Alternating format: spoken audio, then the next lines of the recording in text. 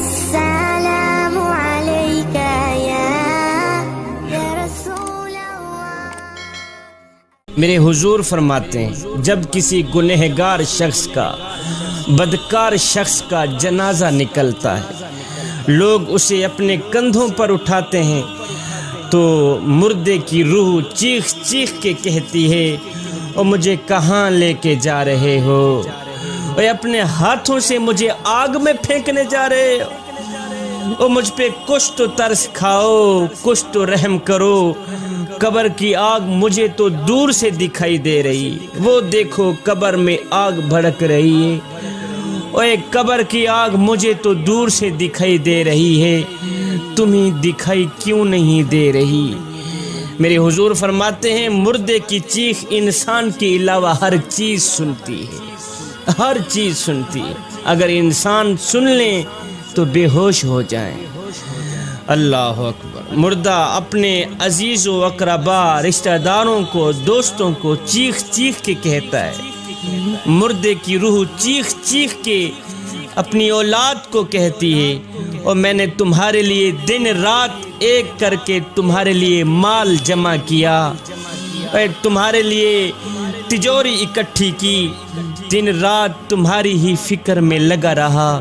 کہ میری اولاد کا ایک اچھا مستقبل بن جائے میں نے تمہارے لیے تمہارے پیٹ کے لیے تمہارے مستقبل کے لیے حلال و حرام کی تمیز بھی نہ کی میں نے تمہارے لیے اتنا کچھ کیا اور تم مجھے زبردستی آگ میں پھینکنے جا رہے ہے ساری زندگی جس طرح میں نے تمہاری فکر کی کاش کی آخرت کی فکر بھی کر لیتا آج مجھے زبردستی آگ میں نہ ڈالا جاتا اللہ اکبر پھر فرمایا جب مومن کا جنازہ نکلتا ہے اللہ اکبر میرے کریم نبی نے فرمایا صحابہ جی یا رسول اللہ فرمایا جب مومن کا جنازہ نکلتا ہے تو مومن کی روح کہتی ہے جلدی کرو مجھے میرے اصلی مکان میں چھوڑ آؤ جلدی کرو مجھے میرے اصلی گھر میں چھوڑ آؤ ساری زندگی جس مالک کا نام جپتا رہا ساری زندگی جس رب کا نام لیتا رہا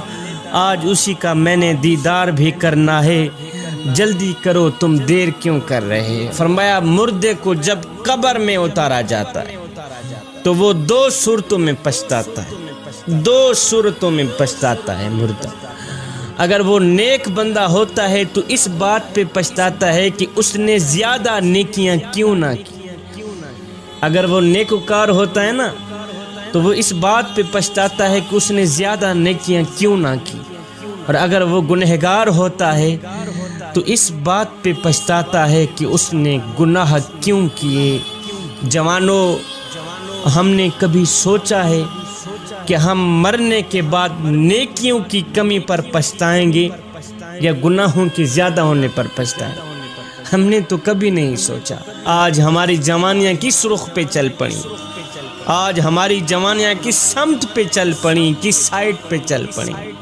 اور جوانی میں تو اس درد کو پیدا کرنے کی ضرورت تھی کہ ہم نے مرنا بھی ہے